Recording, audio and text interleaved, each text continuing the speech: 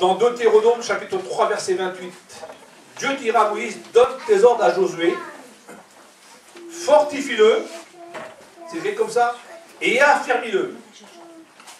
Donc si moi j'ai un Lucien, tu vas dire au frère, tu vas dire, ben, soit faut que tu le fortifies, tu l'affermis. C'est ce que Dieu dit à Moïse, fortifie-le. Il dit à Moïse, Dieu dit à Moïse, fortifie-le.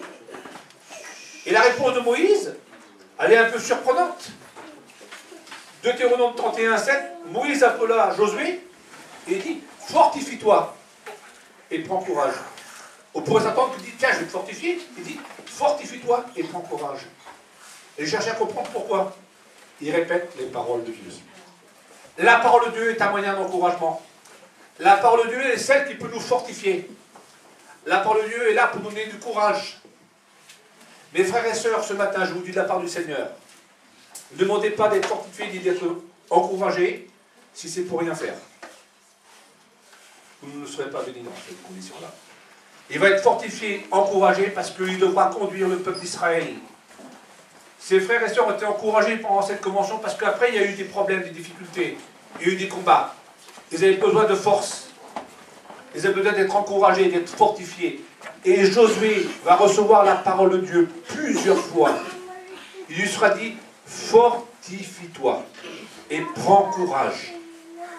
Il est même dit, de la part du Seigneur dans la parole de Dieu, concernant Josué, il dit, seulement, pas grand-chose, seulement, fortifie-toi et prends courage. On a besoin d'être fortifié, on a besoin d'être béni. Il y a plusieurs points dans la parole de Dieu qui nous donnent comment on peut être fortifié.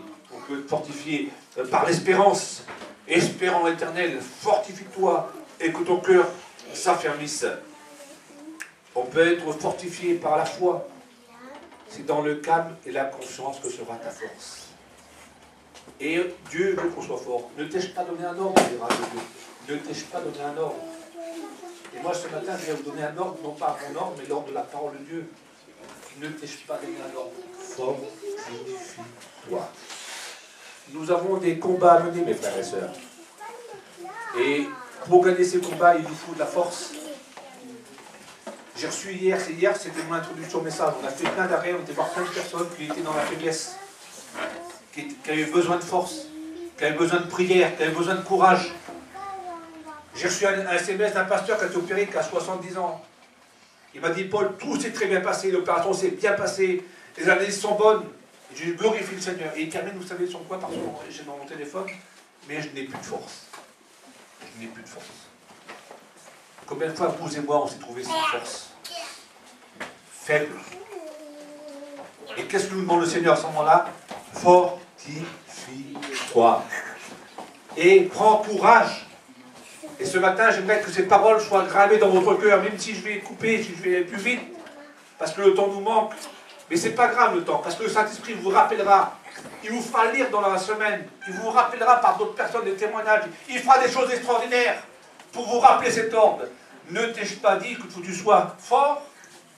Ton Dieu ordonne que tu sois puissant. Rappelez-vous les combats de Jésus-Christ. Avant la croix, il y a eu Gethsémane. Non pas ma volonté, mais ta volonté. Déclare que Dieu envoya un ange pour le fortifier. Jésus a eu besoin d'être fortifié avant de vaincre à la croix le grand combat pour notre salut. Mes frères et sœurs, nous ne sommes pas différents des frères de l'Inde. Nous ne sommes pas différents de Josué. Nous ne sommes pas différents de Moïse. Nous ne sommes pas différents de Jésus. On a besoin d'être fortifiés. Et cette force, elle vient par la parole de Dieu. Elle vient par la prière. Elle vient par la foi. Elle vient par l'espérance. Il y a plein de textes dans la parole de Dieu qui nous dit une visite de frère peut fortifier. De voir des chrétiens, ça peut nous fortifier. Dans la Bible, dans Actes 28, 15, les frères de cette ville qui avaient eu de nos nouvelles vinrent à nos rencontres jusqu'au forum d'Appius et aux trois sources. L'apôtre Paul, Paul, en les voyant, rendit grâce à Dieu, et la Bible déclare, et prit courage. La visite de frères peut nous donner des forces, peut nous donner du courage. Voilà, Saint Paul, l'apôtre Paul, il a besoin d'être fortifié, il a besoin de prendre courage, lui. Il est comme tout le monde. Paul va devoir affronter la mort, il va devoir être, on sait qu'il va mourir à Rome. Il a des frères, on ne sait même pas leur nom. Ils vont venir. Et simplement en les voyant, simplement en les voyant, il va reprendre courage. Nous vivons dans une vie qui est très difficile et le Seigneur est là pour étendre sa main sur nous. Psaume 138, le jour où je t'ai invoqué, tu m'as répondu, tu m'as donné de la hardiesse, de la force à mon âme. Tu m'as donné de la hardiesse, de la force à mon âme. Combien qu'on a besoin d'être fortifié. J'ai mon père, lorsqu'il est parti, quelque temps avant de mourir, il m'a dit cette parole, et ça me touche parce que ça rejoint aussi la parole de Dieu. Il m'a dit cette parole plusieurs fois répétée. Comme Josué, plusieurs fois ça t'est répété. Il m'a dit, mon fils, sois courageux. Sois courageux. La mort allait le frapper, la séparation allait venir, mais nous devons continuer. Nous avons un travail à faire. Nous avons des choses à faire. Sois courageux. On doit être fortifié. On doit être courageux. Et si nous sommes fortifiés et nous avons du courage, nous pourrons agir.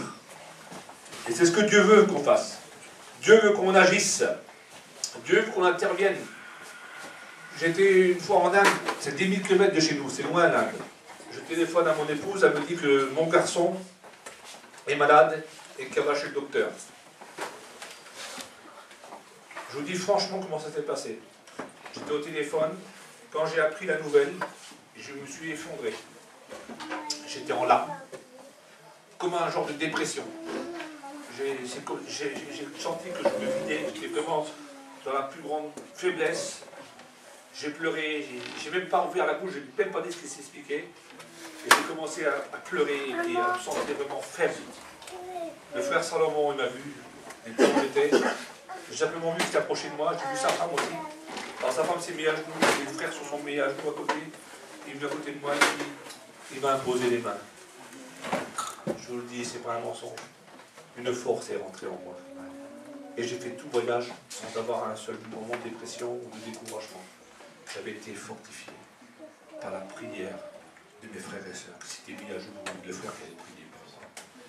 On a le droit d'être faible. On a le droit d'avoir des moments de difficulté. On a le droit d'être découragé. Mais on a reçu un ordre. Fortifie-toi et prends courage. Parce que moi, je commençais le voyage. Et il fallait finir le voyage. Plusieurs fois, je suis arrivé comme ça. Je ne croyais pas que c'était des voyages faciles. Je suis arrivé la première fois, là, on commence. On arrive le samedi soir, le dimanche matin, 30 de fièvre. Je transpire de partout. Je devais traduire le frère. Impossible de traduire, j'étais dans le lit. J'ai dit, les frères viennent prier pour moi. Et puis Salomon, il vient, il me sort du lit. Il dit, allez, lève-toi, lève-toi. Lève-toi, lève-toi. Il dit, Satan, tu ne vas pas gagner. C'est lui qui nous embête. Il m'a fait lever. Et puis on a marché. Et puis c'est parti comme c'est venu. Et j'ai fait tout le voyage. Nous sommes attaqués. Il y a des défaites. Il y a des bagarres. Mais si on remporte le combat, il faut être fortifié. Il faut prendre courage. Parce que pourquoi? On a le Seigneur avec nous. Voilà. Qui on a avec nous? On a le Seigneur. Josué, ne crains rien. Je serai avec toi. Je serai avec toi. Il sera avec nous. Alors, comment se fait-il qu'aujourd'hui on ait peur? On ait de la crainte? Nous sommes une nature craintive. Moi, je suis trouillard. Moi, je suis une nature craintive.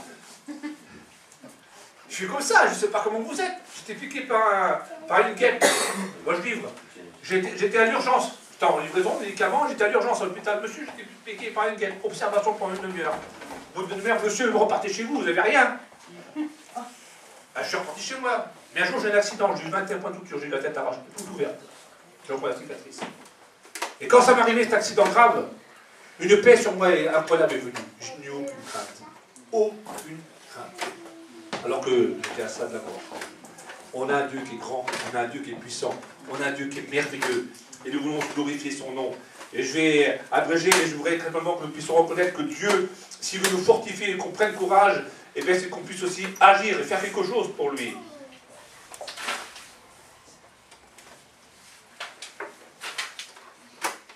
Dans 1 Chronique 28, 10, fortifie-toi et agis.